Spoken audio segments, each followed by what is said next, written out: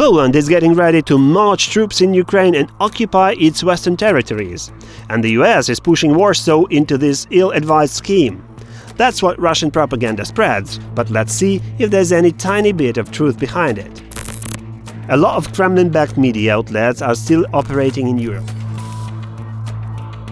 Sputnik is one of such multi-language state-funded media platforms spreading this narrative on the continent. Poland once ruled an empire that spanned the Baltic states, Ukraine and Belarus, and may harbor dreams of rebuilding it.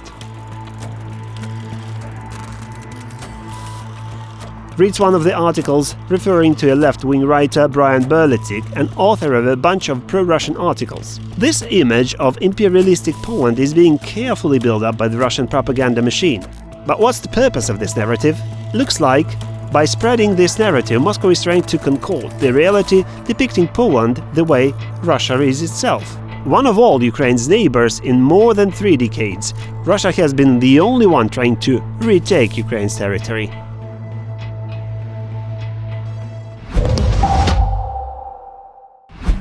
In support of their conspiracy theory, the Russian propagandists use a variety of news breaks, like the Vilnius NATO summit that took place in mid-July 2023.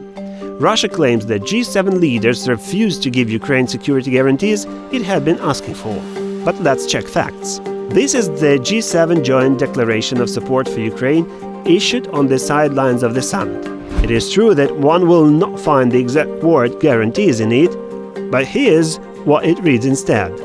NATO in no way leads Poland to attack in Ukraine. Firstly, because it's a purely defensive bloc, and secondly, because both NATO as an alliance and Poland as an independent state reiterated their support of Ukraine's sovereignty and territorial integrity numerously. Now Ukraine is negotiating bilaterally its security guarantees with its partners. This is a propaganda technique known as a thought-terminating cliché. One short, commonly used statements are meant to stifle critical thinking and ability to debate. Under the influence of propaganda, people try to avoid cognitive dissonance and do not even tend to try to find the true version of reality. It is also a way for Russia to glorify itself and justify its aggression against Ukraine, making it easier to push the narrative that the Russian regime protects Ukrainian people with military means.